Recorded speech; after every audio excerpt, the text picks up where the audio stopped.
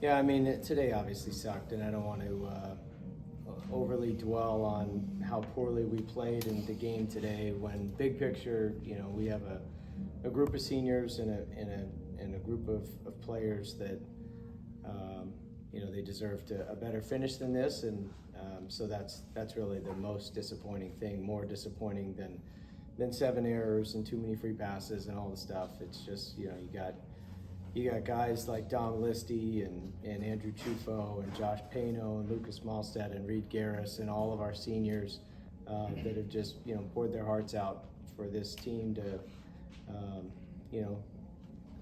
win 45 games, sweep South Carolina, and we did even though we didn't come close to reaching our goals here in the month of June. There were some things that we'll look back on and say there were some positives to take away from this season. Very disappointed that Cam Canarella doesn't get to play in Omaha. That's a guy that comes around once every blue moon, and a special talent like that. You want to see him shining the brightest on the biggest stage. So I hate that for him, and but we'll.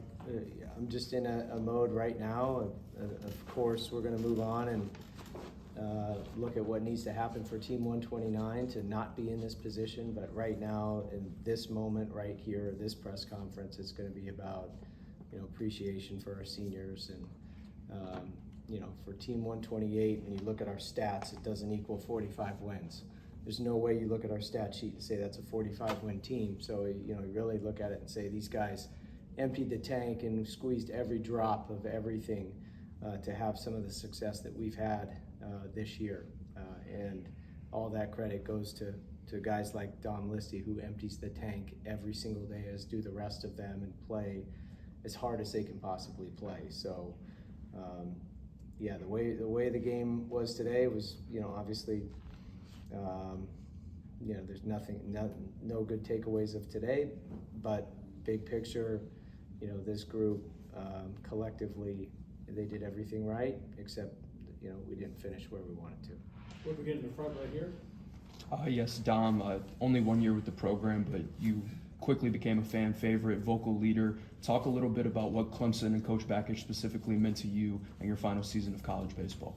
I mean, like Coach Bakich said, things didn't go the way we expected or wanted, but this place still changed my life and gave me one of the best years of my entire life. I mean, I never would have expected the things personally to be brought out on a baseball field that I was able to do, and just being embraced by all the people here. I mean, when I come in, like someone like Cam, it's one of the best friends I'll ever have in my life now. I mean, I'm just so happy to be able to play with someone that's such a great baseball player, and that's the fan bases here is just unbelievable. I mean, I come from a Division III school where I'm playing in front of 15 to 100 people, and then being in front of 6,000, 8,000 people, it's completely changed my life. And just I live with Andrew Chufo and Josh Pano as well, and I can speak as well.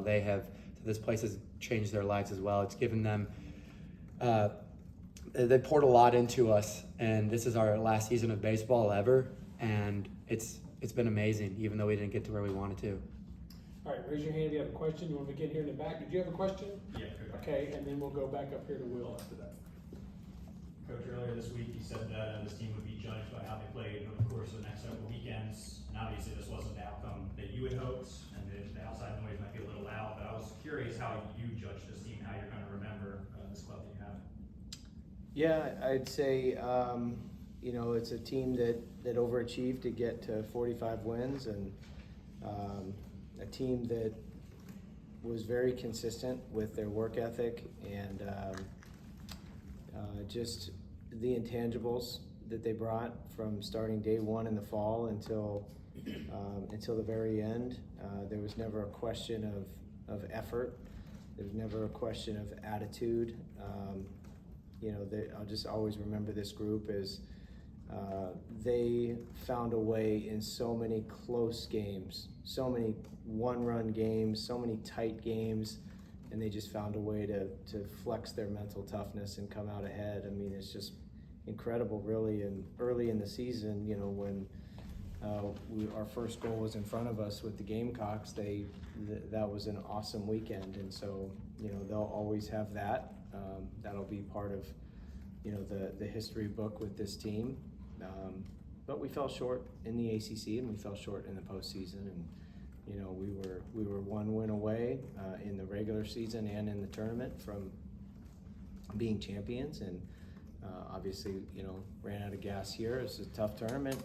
People have to understand how hard it is to get through a regional. Everybody's good, and everyone's especially good now in college baseball. And so it's so important to get in the winner's bracket and stay in the winner's bracket. So we didn't do it last night, and then we are not gonna let the outcome of one game today sour what were some pretty good achievements for this team. But that being said, it's not good enough, and so I know that. I've been here for the best of Clemson baseball in 2002, and have experienced coming so close, playing for a national championship, and it feels exactly like this. There's only one team truly happy at the end, and so you remember what this feels like, and you also remember what it feels like to go to Omaha too, and so you're playing with a chip and training with a motivation to not feel like this, but also to taste what it's like to experience the best of college baseball. And ultimately, that's the disappointing thing when you love a group and you love the leaders and you love the kids and they do go about it and they do everything right. You just feel like they deserve to experience the best of college baseball, and that's what makes the finality of a season that falls short so tough. Let's go to the second row, and then we'll go to the front row. Yeah, I just want to ask you, in that, I think Cam's last at bat, he got the standing ovation that he got from the Clemson fans. Your thoughts on how they appreciated him, and then also, Dom and also Andrew as well when they came up to the plate. Yeah, I mean, the fans are awesome. I mean, we have one of the most passionate fan bases. So, when you have a very passionate fan base, you know what you're going to get. They have high expectations, as do we.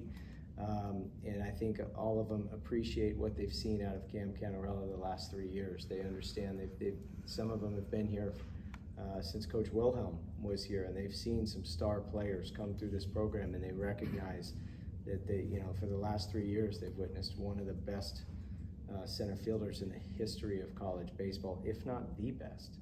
And so I appreciate them showing their appreciation for Cam.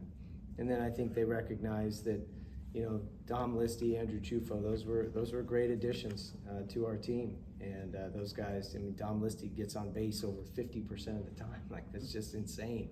And Andrew Chufo has just played lights out shortstop all year long, and he really has surged offensively here as of late. And so, I think everybody appreciates when you get guys that come in here and contribute to help Clemson. We experienced that last year with some of the grad transfers, and we got it this year with some of them as well. All right, we're staying in the front right here, actually. It looked like you grouped the whole team together. I think it was after the 6th. What was kind of the gist of the message there? The gist of it was we may lose the game, but there's a way, how we're losing is unacceptable. And so it was more, we may lose and that's fine, but we're gonna compete and play to a standard these last 3 innings, regardless of the score, regardless of the outcome, because we're not going out like this. And we did. We went out like that. It's a lopsided score with a lot of sloppy play, but the final 3 innings were at least a little bit more competitive, even though it was far from being enough. For Erik, understand it's just coming off this game, but big picture, is there any common thread over the last 3 years that you feel like has kept this team from getting to that final Omaha step? I just think it's hard to get to Omaha. Like, people don't realize how hard it is to actually go, and you have to work your ass off every day. Omaha is a lifestyle as much as it is a destination, and you just cannot leave anything short. And so you just hope that you work so hard that you get the opportunity to earn your way there and get hot when it means the most, and somehow find your way there. This team's gonna go. It's going. Clemson baseball will be back in Omaha. That's going to happen.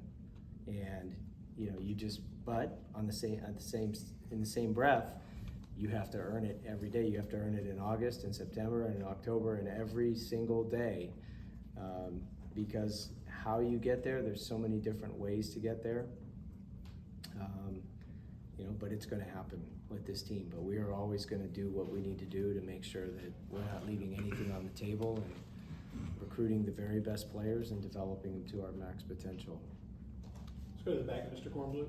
Hey, Kentucky, their speed and their ability to get hit, to a lot of pitches to the body, it matters.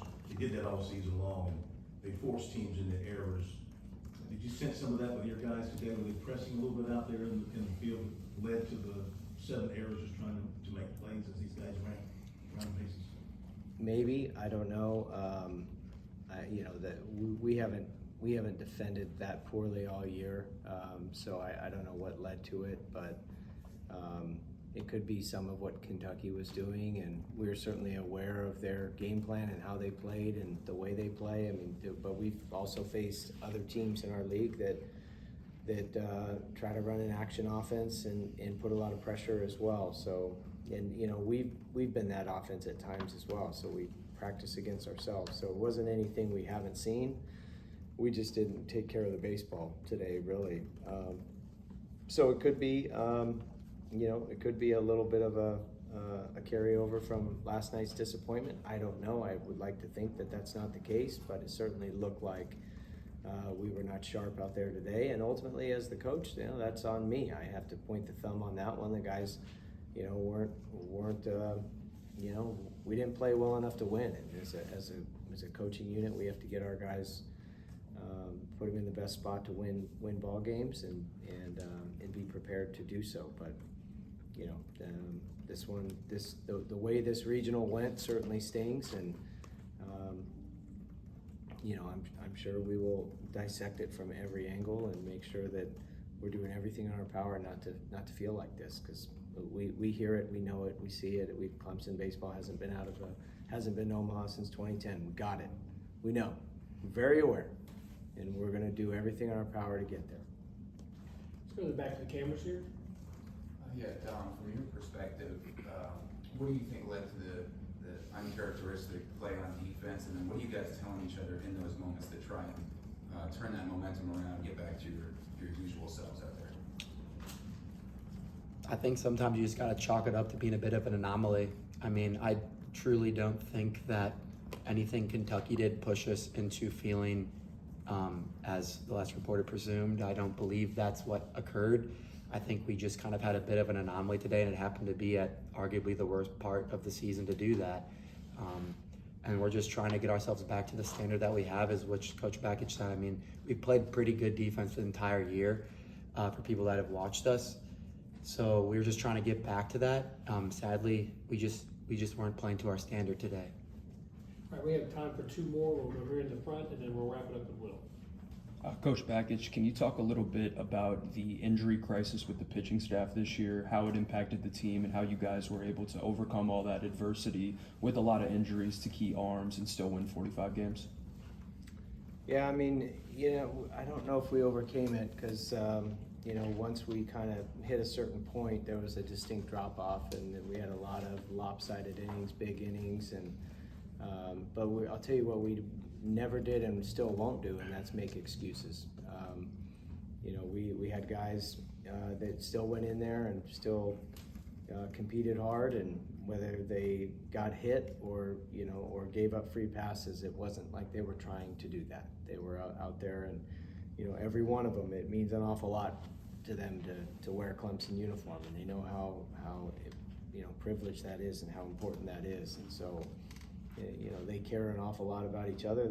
We do have a very close-knit group, so I think them playing for each other and for Clemson and the 128 years before us is a big reason why, even though the stats may not look that great with a lot of them, there's still a lot of complementary baseball that was being played. If for most of the year, with the exception of a few games. If it was a low-scoring game, the pitching stepped up, the defense stepped up if we weren't hitting enough. If it was a high-scoring game most of the year, the hitters stepped up and we did what we needed to do to win the high-scoring game. And then you look at all the close games where, yeah, we have a lot of injuries, but everybody has injuries, and we still found a way. So, yeah, imperfect season, but you know, these guys banded together, and I would attribute I would say the injuries, if nothing else, created a sense of tightening the circle, knowing they have to pick each other up and the next guy needs to step into that role. All right, well, Yeah, Eric, just wanted to ask, you gotta turn the page now, how long before you turn the page to next year? And then what's some things you gotta look for to, you know, to try to, like you said, to get to Omaha? What do you guys gotta do to get there? Well, I mean, as you guys all know, we're recruiting like 5 classes at a time, right? So we've got, you know, our eye on freshmen in high school all the way to everyone that's already in the portal, looking at, you know, guys coming in this summer for next year's team. And you look at, I mean, just the last time personally I was part of a team that went to Omaha, we had a weekend rotation that were 3 second-rounders. And the top 3 hitters in the order were top 3-rounders. So it takes good players. You gotta have good players. And those guys didn't come into college as that. They developed into that. And so that was always you know, our, you know, niche was player development. So this is a place where you can get anyone, any high school kid, any portal player, everyone should want to come to Clemson.